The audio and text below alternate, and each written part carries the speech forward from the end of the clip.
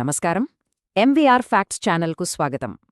ఈరోజు మనం ఆంధ్రప్రదేశ్ ప్రభుత్వం ఎంతో ప్రతిష్టాత్మకంగా నిర్వహిస్తున్న ట్రిపుల్ ఐటీ అంటే ఆర్జేయుకేటీలో 2026-27 విద్యా సంవత్సరానికి సంబంధించిన అడ్మిషన్ల వివరాలు, దానికి కావలసిన అర్హతలు మరియు ఎంపిక ప్రక్రియ గురించి పూర్తి వివరాలను తెలుసుకుందాం.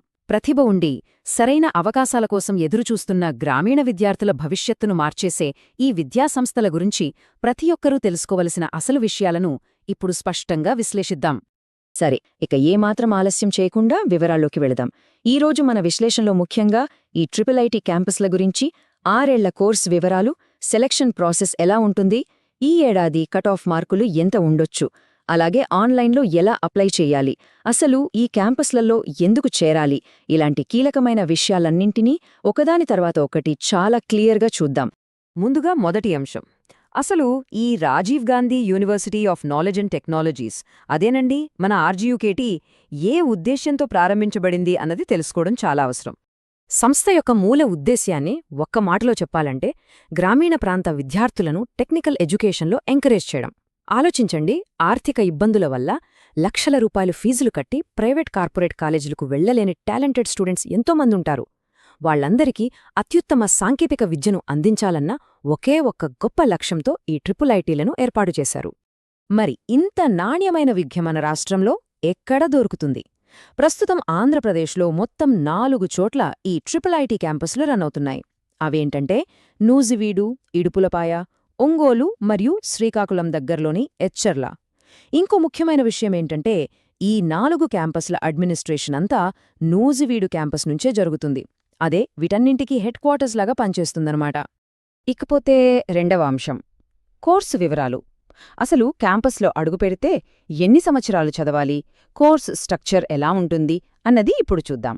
ఇది చూస్తే మీకు కోర్సు గురించి ఒక స్పష్టమైన క్లారిటీ వచ్చేస్తుంది. ఇది ఒక 6 ఏళ్ల లాంగ్ అండ్ ఇంటిగ్రేటెడ్ జర్నీ అండి. ముందుగా 10వ తరగతి మార్కులతో ఇక్కడ ఎంట్రీ దొరుకుతుంది. ఆ తర్వాత ఫస్ట్ 2 ఏళ్లు ఇంటర్మీడియట్కి సమానమైన పీయూసీ చదవాల్సుంటుంది. అది పూర్తయిన వెంటనే తదుపరి 4 ఏళ్ల పాటు బీటెక్ డిగ్రీ ఉంటుంది. అంటే ఒకే క్యాంపస్లో 6 ఏళ్ల పాటు ఉంటూ ఏకంగా బీటెక్ డిగ్రీతో బయటకు రావచ్చు. మరి పీయూసీ తర్వాత ప్రారంభమయ్యే ఆ బీటెక్లో ఏ కోర్సులుంటాయి?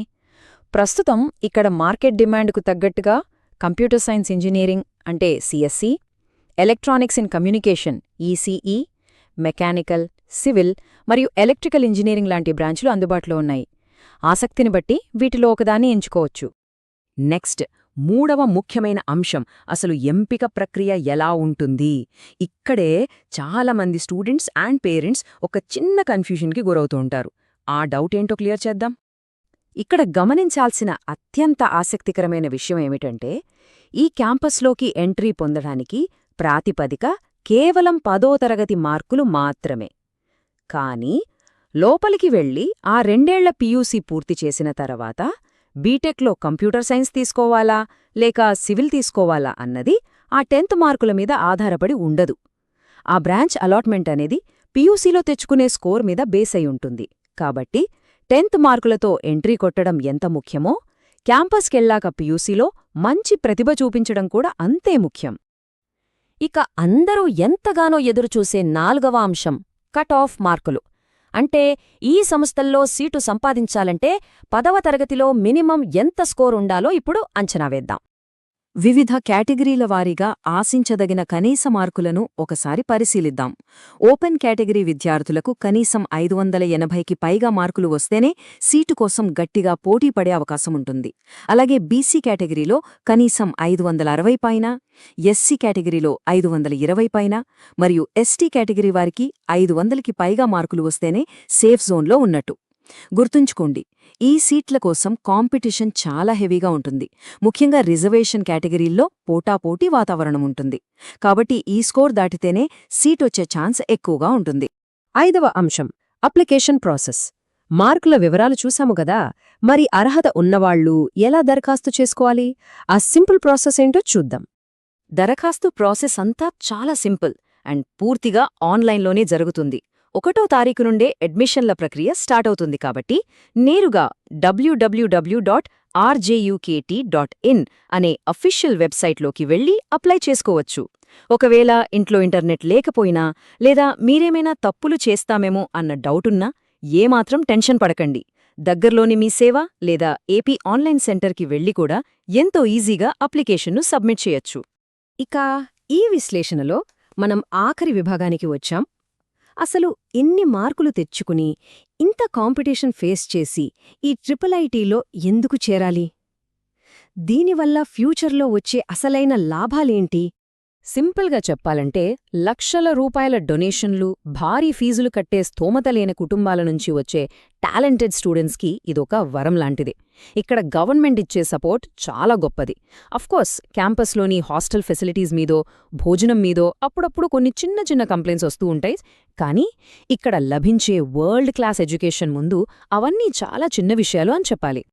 కాబట్టి ఇక్కడ మనం అర్థం చేసుకోవాల్సిన అసలైన పాయింట్ ఏంటంటే, క్యాంపస్ లోపలికి వెళ్లిన స్టూడెంట్ చేతిలో కేవలం ఒక బీటెక్ పట్టా పెట్టి పంపించడం కాదు వీళ్ల టార్గెట్. బీటెక్ తర్వాత దేశంలోనే అత్యంత ప్రతిష్టాత్మకమైన గేట్ పరీక్షల కోసం ఇక్కడ అద్భుతంగా ట్రైన్ చేస్తారు. ప్రతి ఏటా ఈ ఐఐటీ విద్యార్థులు గేట్ ఎగ్జామ్లో ఏకంగా ఆల్ ఇండియా టాప్ 20-30 ర్యాంకులు సాధిస్తూ రికార్డులు క్రియేట్ చేస్తున్నారు.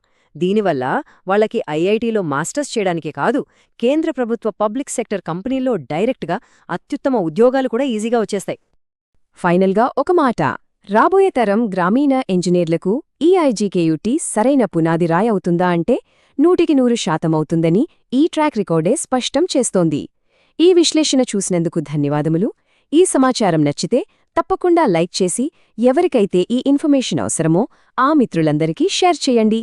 ఇలాంటి మరిన్ని విద్యా విషయాలు మరియు లేటెస్ట్ అప్డేట్స్ కోసం ఎప్పటికప్పుడు మా ఎంవీఆర్ ఫ్యాక్ట్స్ ఛానల్ని సబ్స్క్రైబ్ చేసుకోండి.